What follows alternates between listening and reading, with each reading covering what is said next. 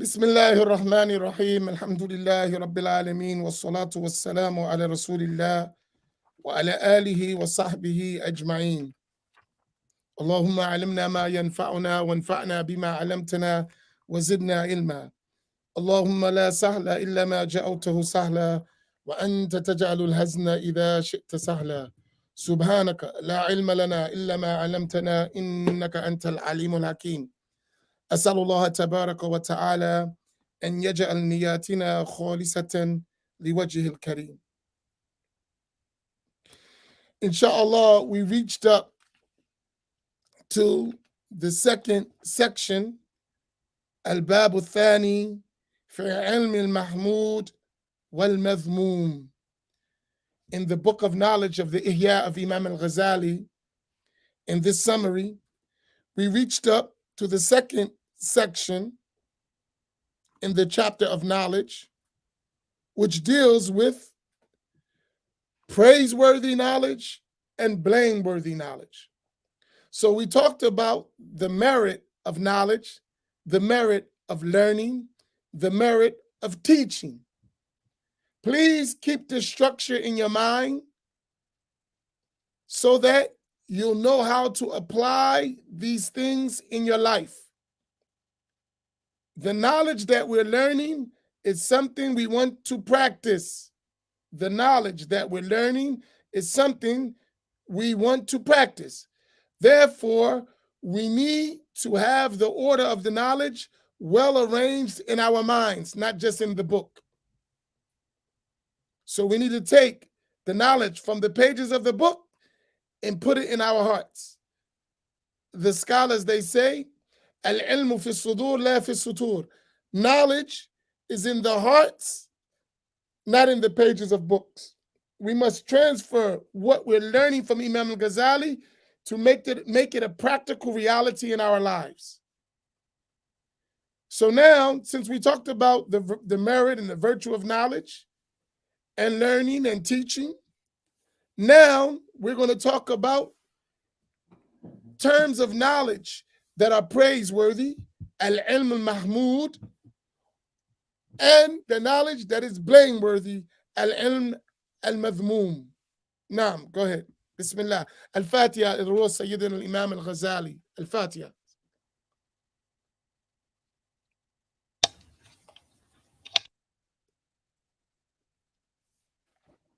Go ahead. Bismillahir Rahmanir Rahim. Alhamdulillahi Rabbil Alameen. Wa salatu wa salamu ala Rasulillah. The author, may Allah Ta'ala have mercy upon him, said, praiseworthy and blameworthy knowledge. In this section, we will elucidate which type of knowledge is an individual obligation, fard ayn, which is a collective obligation, fard kifaya, and how knowledge of the afterlife takes precedence. All right. So here, when we talk about knowledge, he's going to talk about knowledge that is a personal obligation on every morally responsible individual, right? It's fard ayn ala kulli mukallaf, right? Then there is knowledge that is fard kifaya. Fard ayn is that knowledge that every individual is responsible for. Fard kifaya is that knowledge that if some learn it, the others among the accountable people are excused from being responsible for learning that. So there's some knowledge all of us got to know.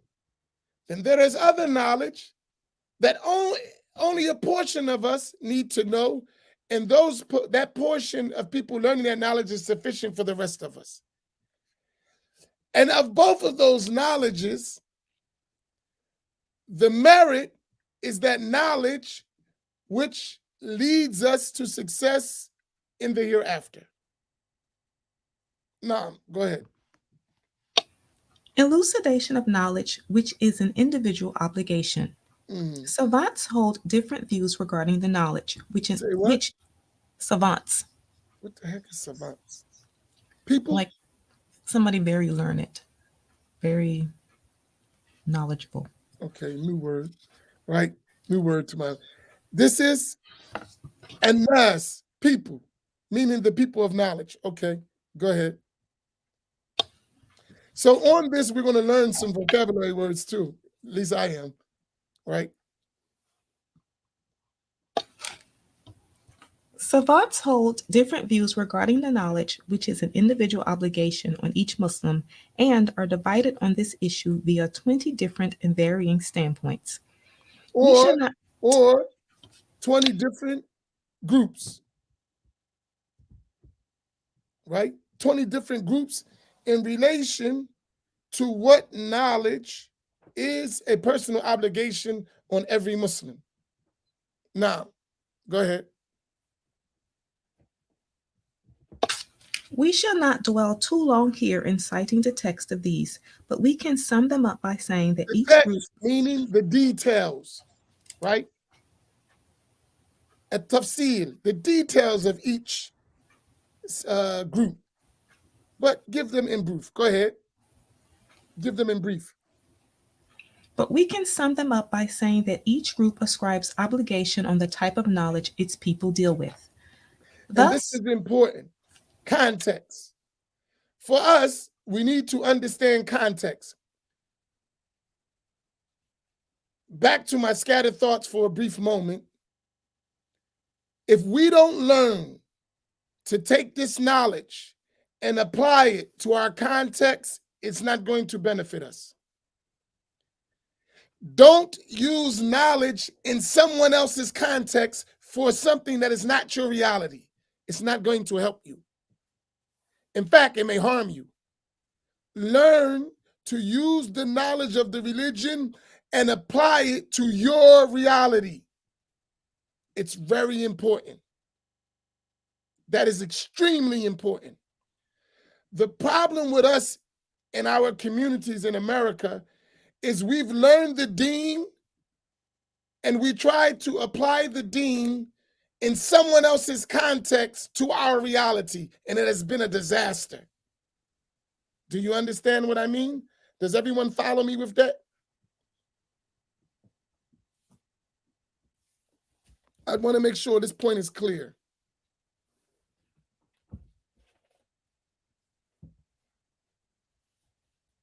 Everyone following me? Response. Waiting.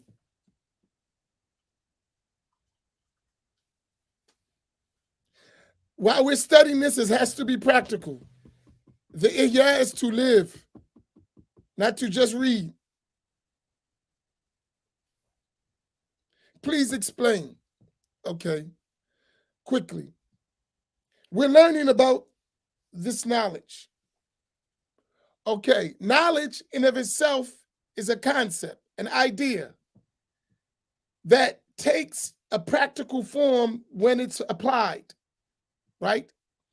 So if you got knowledge, that's general, right? But the knowledge that's general, when it becomes practical, it's going to look different depending upon the context in which it's applied. Do you follow what I mean? So knowledge in Pakistan is not going to look the same as knowledge in Egypt. And knowledge in Egypt is not going to look the same as knowledge in Saudi Arabia. And knowledge in Saudi Arabia doesn't look the same as knowledge in Syria. What does knowledge need to look like in America? You have to learn how to apply it. If you apply knowledge out of its context, it won't be beneficial. It won't serve the objective because it's misapplied.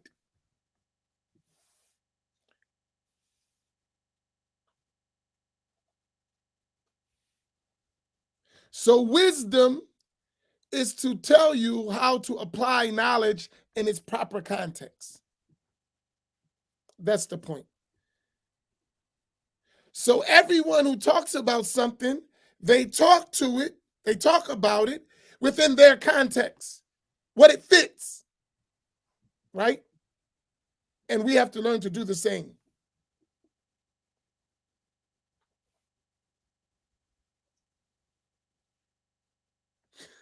Farouk's crazy.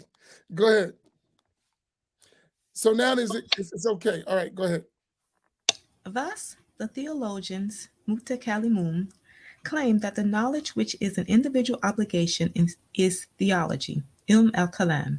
Jurisprudence, fuqaha, claim it is fiqh, jurisprudence. Whilst the Quranic exegetes, mufassirun, and the traditionalists, muhadithun, claim that it is the knowledge of the book, the Quran and the Sunnah. So if you study the Islamic sciences, you're going to notice in the introduction of every book, the authors will say the most beneficial, the most illustrious of all the sciences, the science I'm talking about. Anyone who studies will notice. If you study fiqh, that's what it's going to say in fiqh. If you study ilm al-kalam, that's what it's going to say in ilm al-kalam or tawheed or aqidah. If you study tafsir, that's what the scholars of tafsir are going to say. If you study Arabic language, that's what they're going to say. And anyone who doesn't realize that hasn't read the Islamic tradition. If you read the Islamic tradition, that's known. Why? Because everyone speaks within their context, right? Yes, the correct context is wisdom, depending on what you're talking about. Now, go ahead. That which the student should be certain of and never doubt is identified below. Knowledge is divided into the norms of daily life, mu'amala, and the knowledge, yes, and the knowledge of unveiling, mukashafa. So mu'amala is a practical knowledge, and mukashafa is an unveiling of spiritual knowledge, right? So when you look at knowledge, you're going to talk about knowledge that is practical. You can apply it. Then there is another knowledge, and that knowledge is acquired. Then there is another knowledge that is spiritual and is gifted. Did you follow that? One knowledge is practical and it is acquired. Another knowledge is spiritual and it is gifted.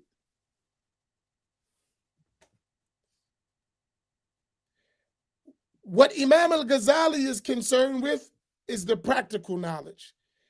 He only gives indication to the spiritual gifted knowledge, but that's not the subject of his book. Go ahead. Knowledge which represents an individual obligation is only of the former type. The norms of daily life, which the sane servant who has reached the age of puberty has been commanded to know, is divided into three: belief, iktiqad, action, fi'l, and abstention, tark. Right. So he said, وَلَيْسَ الْمُرَادْ بِهَذَا الْعِلْمِ إِلَّا عِلْمِ الْمُعَامَلَةِ. That what I'm talking about here as a fard ayn is the practical knowledge that you must apply in your life, right? And that is what the same pubescent individual, servant of Allah, is responsible for. It is in issues of belief and performance and abstention.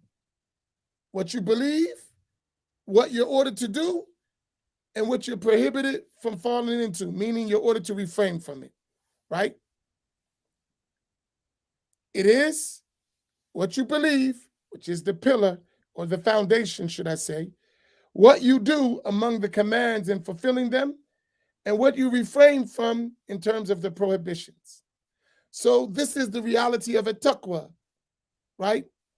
Having the sound belief, fulfilling your obligations, and refraining from the prohibitions. Put that. A taqwa, at its essential level, is sound belief, fulfilling of obligations, and refraining from prohibitions. That's ilm al-mu'amala. That is the knowledge that is a practical, that is practically applied and implemented in one's life. Is this clear? Everyone understands? Allah. Okay, go ahead. If a sane person reaches the age of puberty in the morning, for example, the first thing he should learn is the Shahada and understanding its meaning. When he has done this, he will have performed the obligation of time, which is an individual obligation upon him. Which means this is what they call ilm al-hal, the knowledge that you need at every given moment, right? So you fulfill whatever obligation is upon you at the moment. So if at this moment this is an obligation, you need to learn the knowledge that relates to that, and you need to fulfill it. Naam, go ahead. If he lives until the time of dhuhr, midday, then he will be asked to learn the elements of purification, tahara, and prayer, salat, and gradually will come to the knowledge of the deeds which represent individual obligation. So for every time you become responsible for an obligation, then you must learn what is necessary to fulfill that, and so forth throughout your whole life. Every time you live, at every moment, you're going to be confronted with new obligations. When you are confronted with that obligation, it becomes a personal obligation for you to learn what is needed to fulfill that obligation. Simple. Now, go ahead. As for abstention, one should learn those things from which one should abstain as new situations arise. This is because a mute person does not have to learn speech which he is forbidden to utter, nor the blind learn those things which are forbidden to look at. So likewise, with the prohibitions, you need to learn what is forbidden so that you don't fall into it, right? So you learn the haram things, not to commit them, but to avoid them, right? So if no one is backbiting, then that's not your concern. But if people are backbiting, then you need to know that backbiting is haram and we shouldn't do it. You follow? But as a recommended matter, you learn everything before you confront it with them. So when you confront it with them, you can avoid them immediately. But as for them being a personal obligation, is when you confront it with the situation. Now, go ahead. As for beliefs, these should be learned in accordance with those thoughts that occur to one. If one has a doubt with regard to the meaning, involuntary thoughts that come to your mind, right? Mm-hmm. If one has a doubt with regard to the meaning of the two attestations of faith, then one must learn the means by which to remove this doubt. Right. This is the truth So concerning. here, in terms of the sound belief, the foundation is that you have the sound belief, right?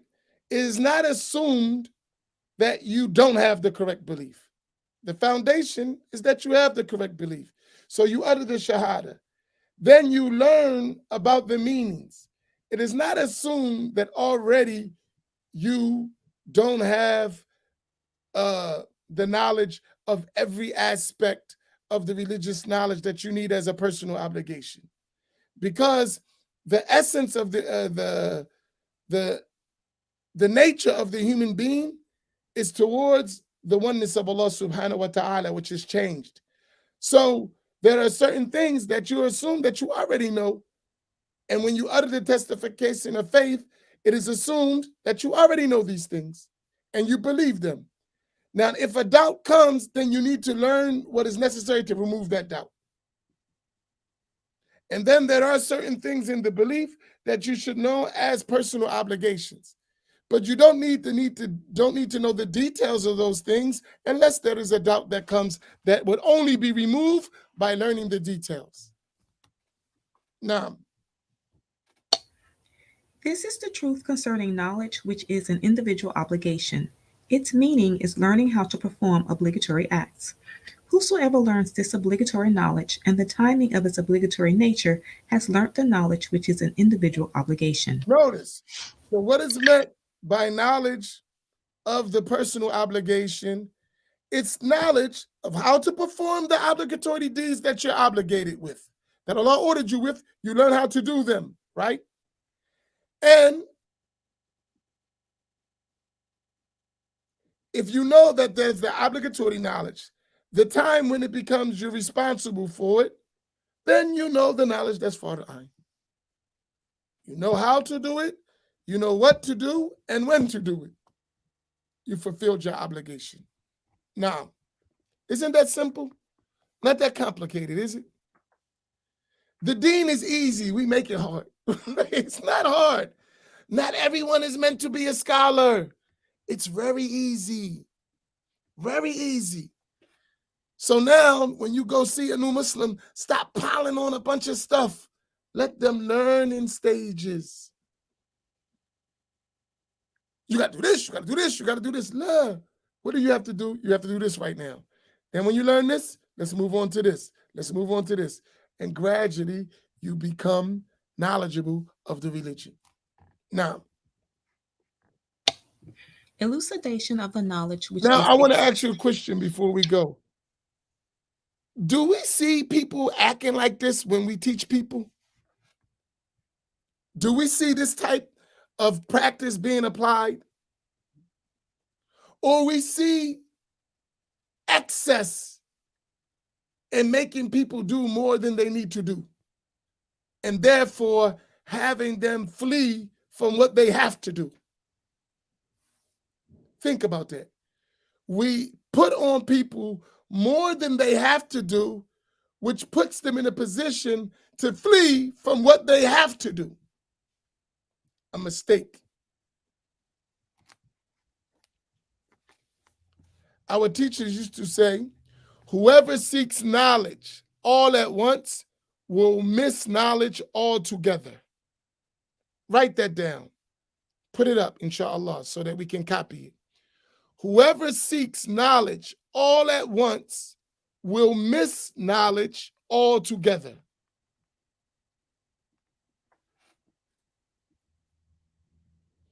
Whoever seeks knowledge all at once will miss knowledge altogether.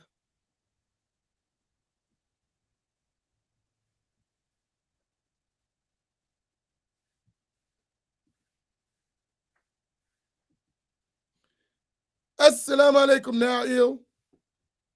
Everyone, please do me a favor. Let's make our brother happy. Say Assalamu alaikum, Na'il. We recognize you. You are present. Your presence is well recognized. You ever see one of those kids in the classroom, right, that just make noise so everybody know they're in the classroom? I'm here today. I'm not late. Right? MashaAllah. Nail, back to your chair. Nah, go ahead. That's my brother. I love him. Okay, go ahead. elucidation of the knowledge which is a collective obligation. The different types of knowledge in relation to the subject with which you are concerned, with which we are concerned, are divided into those which are prescribed, sharia, and those which are not.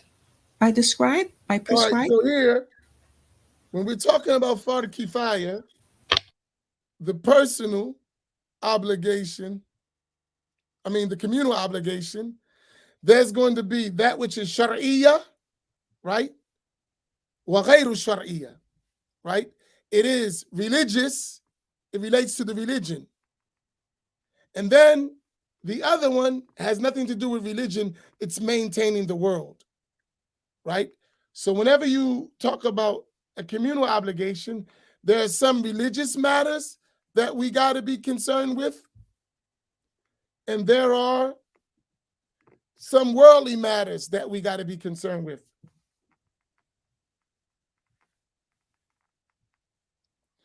So not everything in the deen is all religious in its nature. Some things are about the world.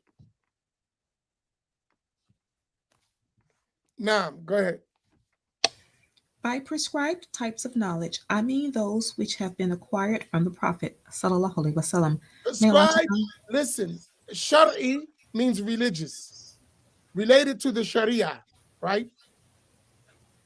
So whatever knowledge that's religious, Shar'i knowledge, its place where it comes from is through revelation, through the prophets, alayhimus salatu wassalam, right? That's its source, where we get religious knowledge.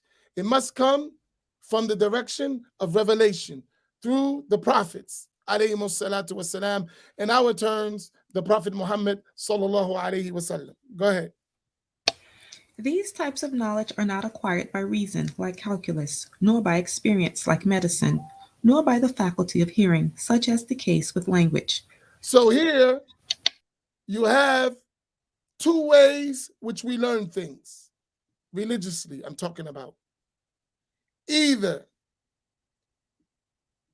it's an-naql or al-aql.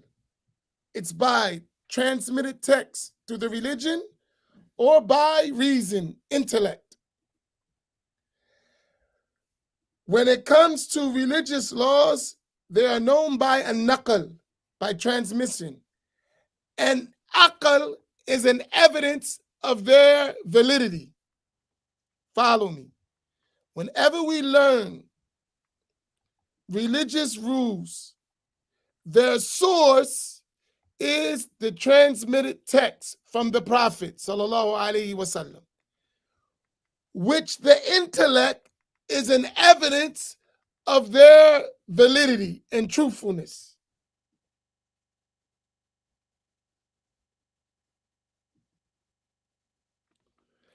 As for worldly matters that are not religious, they are acquired through the intellect, through testing, or through hearing, and other ways too. I'm talking about this point. So you use your mind to understand mathematics. You do trial and error to learn medicine. And you hear to benefit from language. Right? But for religious rules, you need the message of the messenger, sallallahu alaihi wasallam. Is this clear?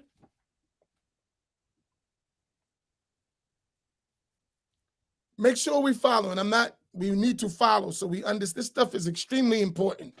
It will help us.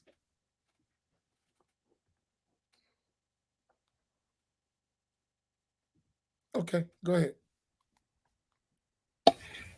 The types of knowledge which are not prescribed are divided into those which are praiseworthy. They're not prescribed, they are not shar'i knowledge, religious knowledge, right? So in other words, the source is not necessarily from the Prophet sallallahu alaihi wasallam. It's from the different ways we learn in the world, right? Let's look at this. You have two types of books. You have the book that is written that teaches lessons. That's the Quran, right? Then you have the book that is observed. That's the universe. You follow? So you learn from both books. You learn religious knowledge from the book that is written, the Quran. You learn worldly knowledge from the book that is observed. That's the universe. In another way, if you follow. Okay, go ahead.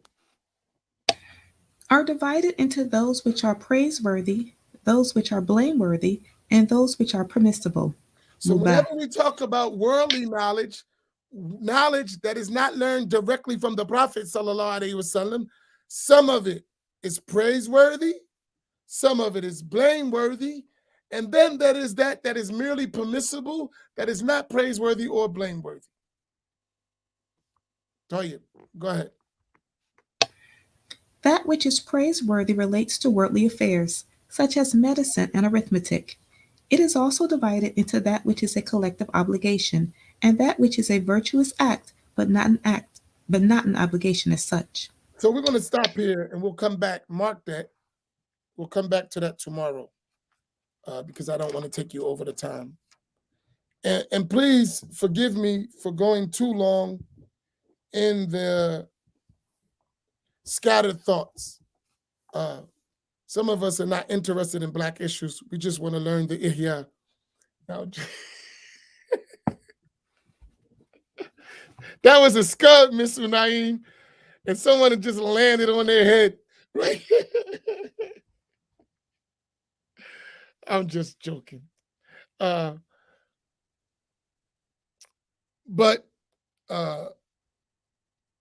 so I'm trying to do several things. We're trying to learn and we're trying to correct the situation on the ground. So be patient, because the learning, if we correct the situation on the ground, the learning will just flow, right? But if we don't correct the situation on the ground, the learning is going to be stalled. It's going to be held up because we're so concerned with issues that are affecting our real life.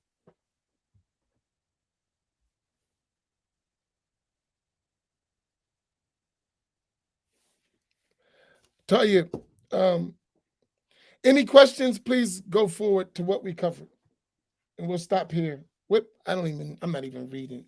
Where's my book? Yeah, my English book. We left on page 7, second No, paragraph. I don't need it. Just mark it where we at. Page 7. Second paragraph. Where we at? Just mark it so you know. And when I get my book, I'll mark mine, because I'm going to, after a while, we're going to follow. Okay. Tayyip, any questions, comments, statements? Now, where you at, homie?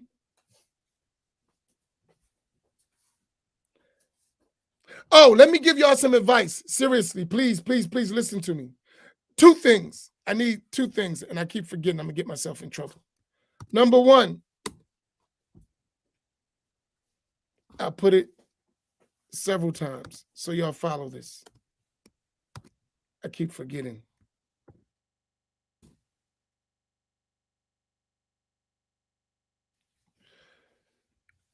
We're in this campaign to raise funds to support students who are really learning the sacred sciences, and for teachers who need to go out and teach them. This fund is specifically for that, right? We need to have people dedicated to the knowledge. Don't take it for granted that the teachers you have today will necessarily be here tomorrow. You have to make a way so that this knowledge and its study and its acquisition and its conveyance or its spreading continues after we're gone. That is an ongoing charity from your part. When you spend in terms of knowledge, people benefit, right? So please, we have a generous goal for this year to get $30,000. I'm not saying it's all going to come from us, right? But we need to keep it going. For real, I spend a lot of time outside of this trying to help this mission, right? And educate and teach real stuff, like more advanced than this we are studying, so that the next generation is ready, right?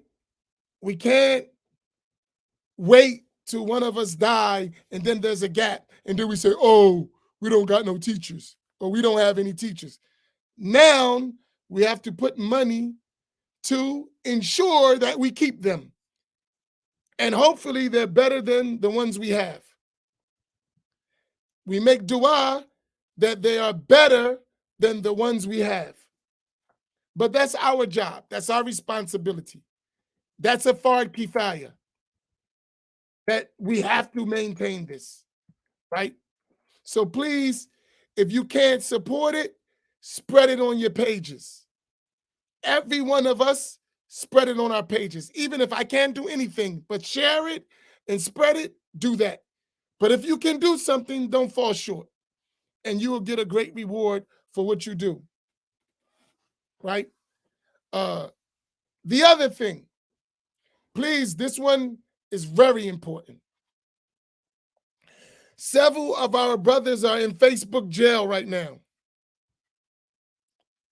Several of our brothers, and maybe our sisters, I don't know, but I know some brothers are in Facebook jail right now because of the Black Imams Roundtable last night. Be careful with your comments. They are watching our platform. And I don't want you to get put in jail and miss lessons because you're responding to someone you deem disrespectful or whatever. Don't do that. This is Facebook. You don't even know most of the people we're talking to. So people just get up and say whatever they want. Sometimes you got to learn to ignore stuff, right? You ever walk down the street and a little poodle runs up to the fence and start barking at you? Do you get mad? You walking down the street, like right down the corner of the masjid, when we go out to the street, there's two little dogs, them chihuahuas or whatever the heck they are. They the meanest dogs you ever want to meet. They run to the fence, jump up on the fence. They about this big.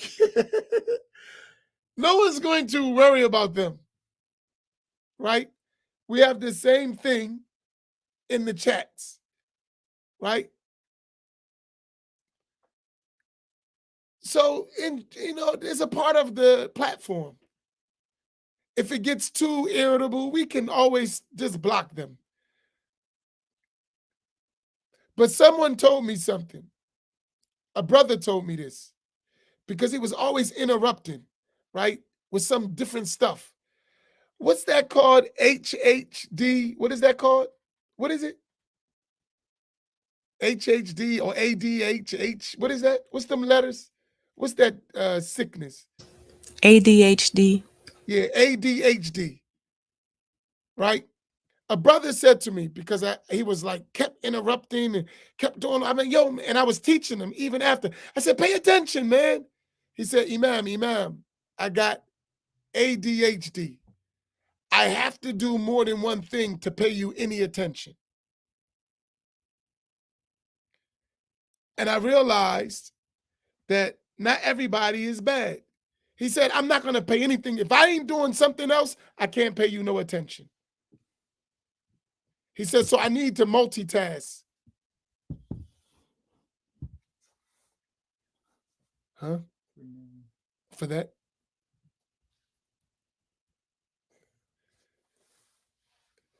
And they say that there are more than 3 million cases of that a year in the United States. So we're dealing with people with, and then you got people with other issues. People are lonely and they get comfort and entertainment in the chat box. They're lonely. And if you can't be patient with them, you can harm them. This is where they get it off. This is their only interaction where they're heard. Other than that, they're ignored. In real life, around people, no one pay them no attention. So when they come, you got to have a little patience with them. Because sometimes they're learning. They just have a crazy way of learning, right? They're not always intending to disrupt.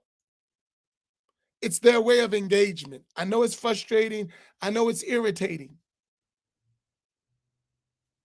But I've been in places where you got to sit in the lesson and flies keep going at you all the time. But you got to pay attention to the sheikh and the flies is all over the place. And you're doing like this, but you got to concentrate because you're going to miss the point of the sheikh. But the flies are all over the place. I've experienced that. And any of you who have studied overseas may have experienced the same thing. I remember sitting with some of my teachers and be like, why are you not knocking the flies away? it's like, I'm like this. Excuse me. I'm going crazy, knocking the flies away, and the sheikh is just rolling. And eventually, I learned to tolerate the flies. If y'all get my analogy, right?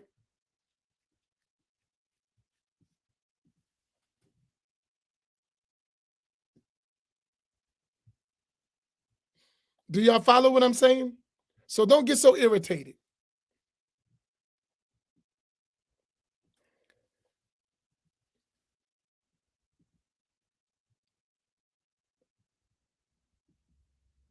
So, and then remember, Facebook is under pressure right now.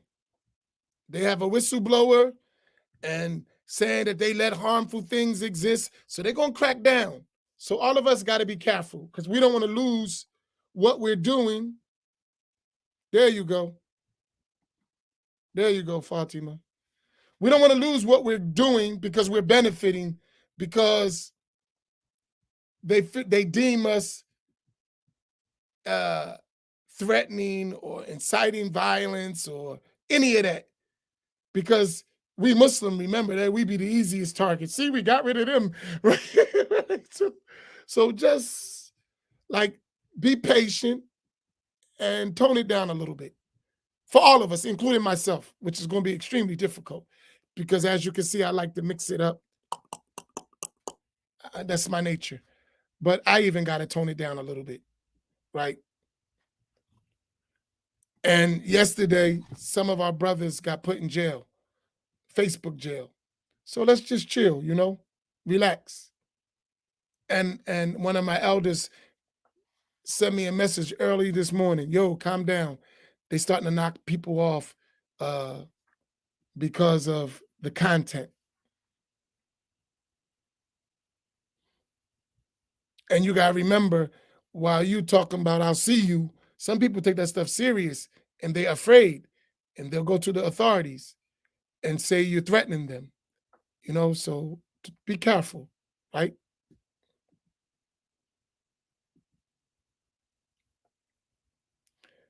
We have to gather resources so we can build our own platform. Yeah, let's first support the Knowledge Fund first. Let me put it up again.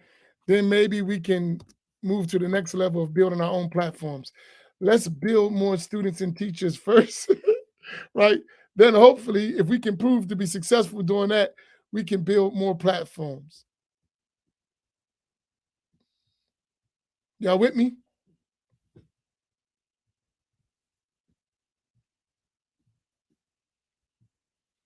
And be kind to people. Like I said, you know, so uh, step by step. And we don't gotta go nowhere. We just calm down, right? We don't gotta flip out. Just calm down. Take it down a notch. I ain't saying that we gotta change completely, but just take it down a notch. Especially when it comes to all that where you live at, I'll see you later, and you watch your mouth and all that. Trust me, I'm not worried about none of that stuff. I'm not a Facebook gangster. I'm not. I'm used to this stuff. I've been in this stuff for 30 years. Right? I know how I go. Don't worry. I'm not afraid. I'm not worried. I'm not concerned about a threat. None of that. Right? So you don't have to come to my defense. I'm good. I got enough people around me that will give their life to defend me. So don't worry about me. I'm good. Right? Don't worry about that stuff. So don't get all excited when somebody's talking the way they talking. I'm not shaking in the least. So we clear?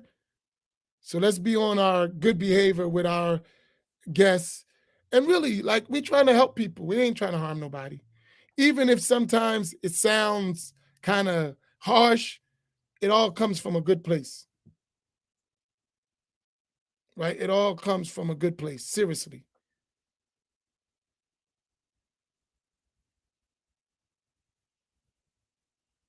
Right? So let's just watch ourselves because we don't want them to find an excuse to clip our wings, even though there's other places to go. But why do that? Just behave ourselves, right? So I'll tone down a little bit, and I mean only a little bit, but you tone down much more than me. Barakallahu bikum. May Allah reward you all. We'll see you tonight at 6:30 for the reading of, where's the book?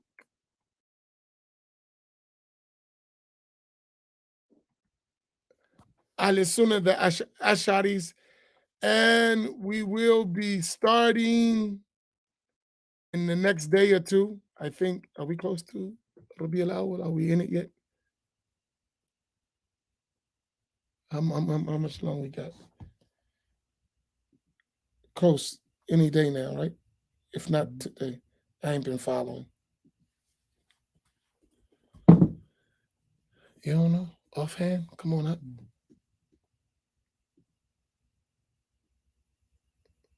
See, we need even somebody to follow the months, right? To know when the months change and watching the moon. Imam Naeem, where we at? You do that all the time.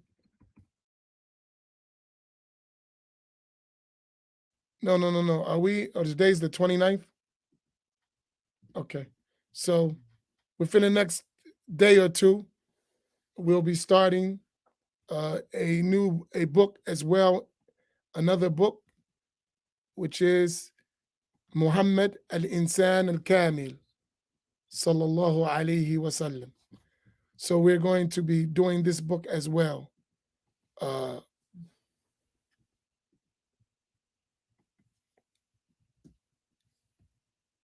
So we got a lot of things coming down the pike. This book has some controversial issues in it. I'm warning you ahead of time. So when we talk about them, I'm going to pass by them quickly. I'm not going to dwell on them, but I'm going to read them. I'm not going to leave them out.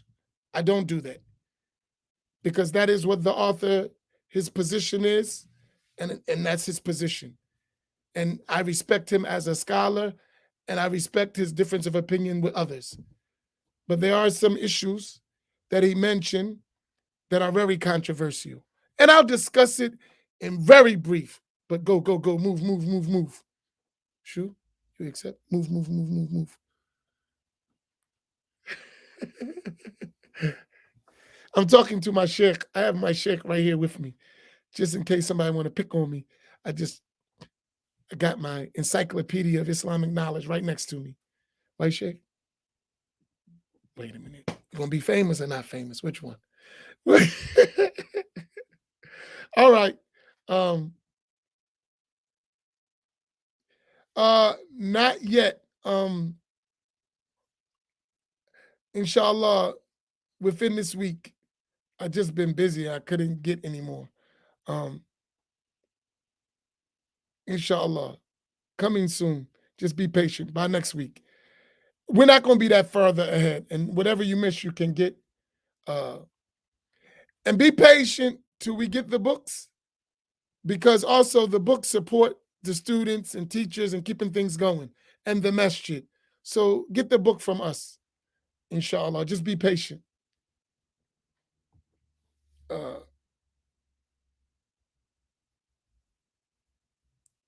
All right, no more questions. We good? Let me make sure.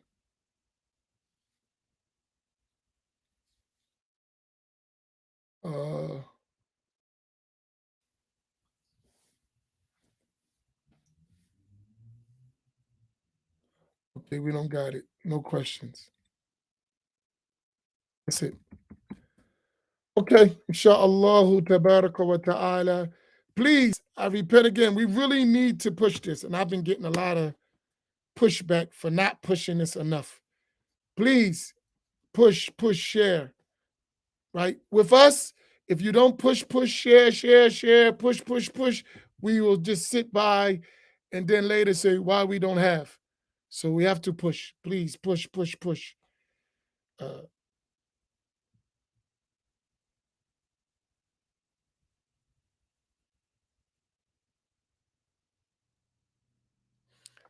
Please share the thing.